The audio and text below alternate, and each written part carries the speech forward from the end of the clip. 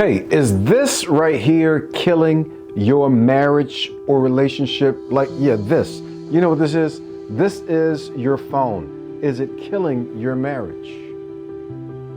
Some of us are killing our marriages because we communicate only with our phone, only doing like this. The way you settle arguments is like this. You can't settle arguments like this. You cannot have a great conversation and great communication with this. I love these things. I enjoy these things. I surf a lot, probably more than I need to. My wife and I, we like information and we like seeing what's going on, and so we do, but we don't text our solutions doing this, using this. In this series, beginning with this video, I want to talk about communication killers in couples relationships. Communication killers. There's some things that are killing your communication and you gotta stop. Stop it. And one of them that I want to talk about today is nervous texting. Nervous texting. Nervous texting is, you're just gonna respond back. Like, you don't pause, you don't wait, you don't contemplate what you're gonna say. You haven't thought about the tone that will be conveyed through the text message. Most of us don't think that much when we're texting. And your communication, there's a generation, I've been working with couples for a long time, but there's a thing that's been going on for a number of years now where people text everything. Like, if they're mad, they text back and forth. Like, you're married, they're in the same house. Like, one's upstairs, one's downstairs, and you're texting each other. Go downstairs or go upstairs and have a conversation. Do you know how to do that? I got to train you how to communicate, because this is killing your groove. It's wrecking your relationship and you don't even know it. Yes, you're getting your words out, but that's about it. And it's not landing. I'm just telling you, I've been doing this for a long time. By the way, my name is Hairston. I'm a executive marriage coach, relationships expert, and I love helping couples maximize their relationship. I love to see people win in their relationships.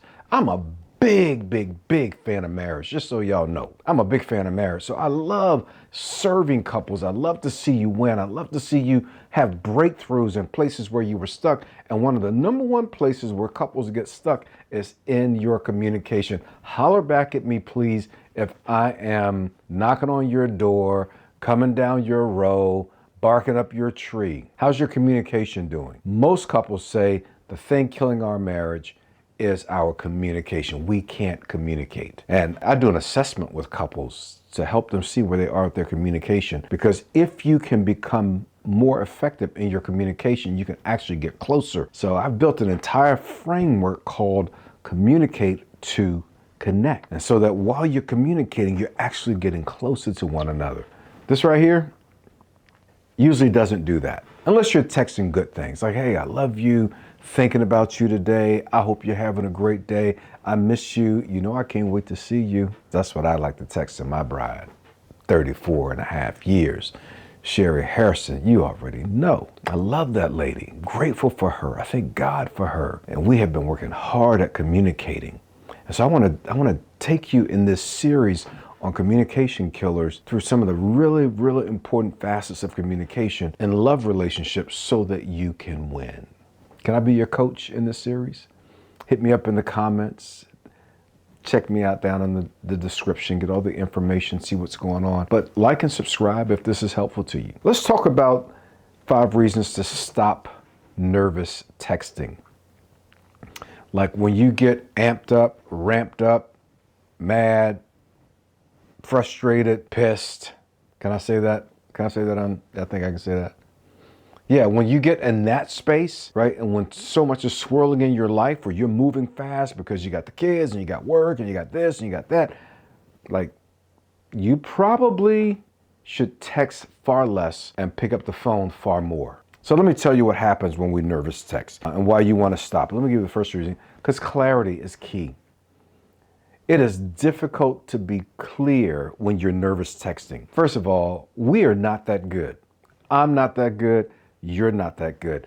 When our brains are clicking at the rate of anxiety, right? First of all, anxiety is telling us stories that are not necessarily true. That the worst thing is going on. This is not going to be good, or this person is doing that. That, right? Anxiety starts telling us all kinds of stories.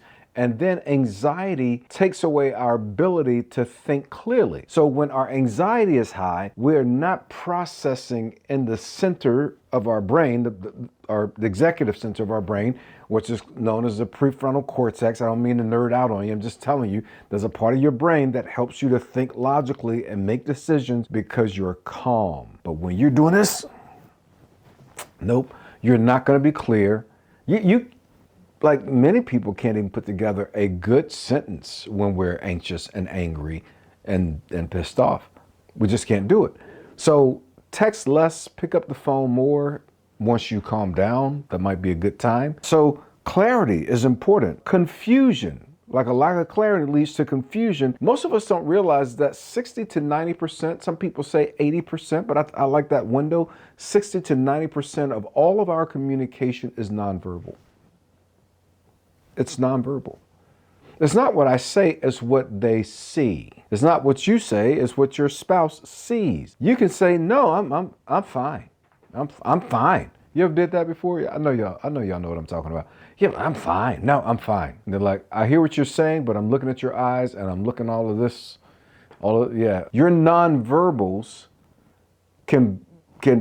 they give it away. So when you over text, you are bringing in confusion. One, because, and we'll talk about this in a second, because the other person can't see you. Like you got a tone when you text. You can say, no, I didn't mean it. I didn't mean to be mean. I wasn't saying it. I wasn't being snarky, saucy, spicy, what I wasn't. But they can't see your face. All they can see is your words. And the words are landing. Like, it's confusing. So let's stop the confusion, because when you hear the tone in someone's voice on the phone, you get a really clear sense of what they are feeling, what their intentions are. They come across a certain way by their intonation, by the tones of their voice.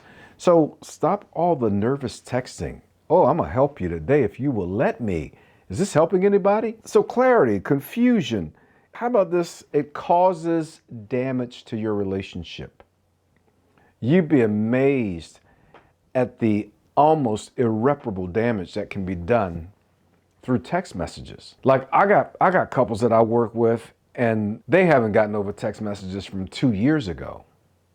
Like, yeah, when you texted me blank, blank, blank, blank, blank, like I felt some type of way then. I still feel some type of way. I try to coach my clients, like, let's not use some type of way. Let's try to identify what the real emotion is. But that's another video. Yeah, like it causes damage that divides you, that separates you, that makes it difficult for you to be close. So when you're nervous texting, and listen, I know you can edit your text, but after a few minutes, you can't go back and edit it. And even if you erase it, if it's already sent, it's already on the other phone. So let's stop nervous texting, because you can cause damage. Like, how about if you had taken 5 minutes to just chill out, to relax, to calm down?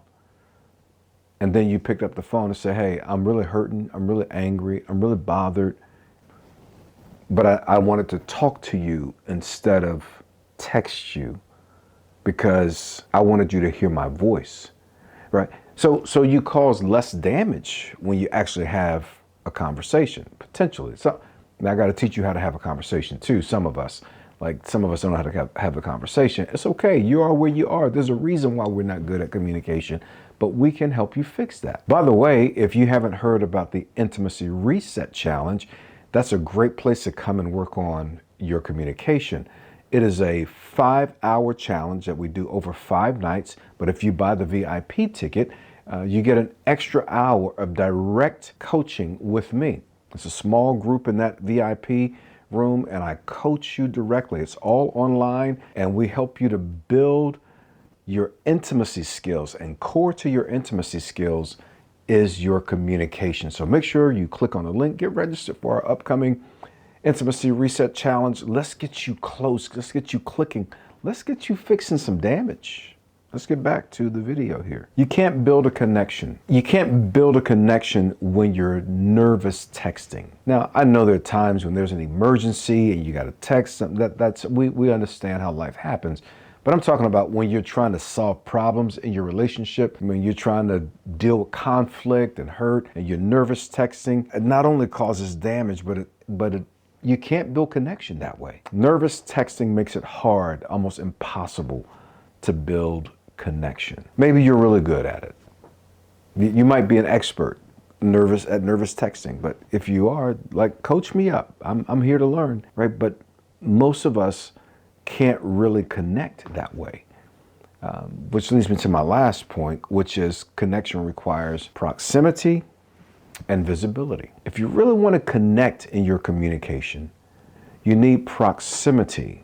And I would add to that, with proximity, sometimes you need gentle touch and you need visibility. People need to see you so they can know what you really intend. They can see the expression on your face. They can see whether there's fire coming out of your nose. They can see you. They can be near you, visible. You can repair so much better when you're near one another, especially if you have the skills that I'm going to give you in the Intimacy Reset Challenge and that I give in my coaching programs. And I want you to get really good at your communication, because it will not only fix challenges in your marriage or your relationship, it'll improve your relationships with your children. It'll improve your communication on your job. And if you're a business owner, you want to become a really effective communicator, because those who communicate at a high level make high dollars. Take your life, your marriage, your relationships, your income level to another level by learning to communicate more effectively. And whatever you do, go slow on the text messages. In fact, I try to encourage people to keep it to a sentence to two. Just keep it to a few words. Hey, how about if we grab a phone call? I know it sounds like archaic, but this right here, and hearing people and listening to them, it literally creates the energy that causes security. When you can see one another and when you're listening to one another, listening has that kind of power. And it's hard to listen when we're nervous texting. Hey, I'm Rod Hairston. It was great to be with you today. We're going to be back with more in this communication killers in couples relationships. I'm going to help you fix it. And today, can you make a commitment? What did you learn today? Drop something in the comments. And can you make a commitment to not nervous text?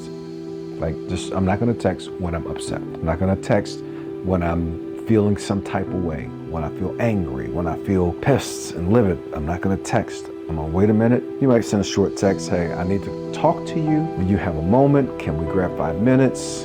I don't want to text you because I don't want it to become confusing. I don't want it to do damage, to cause damage to our relationship. I'm not going to text you. How about if we talk? All right, I'll see you in the next video.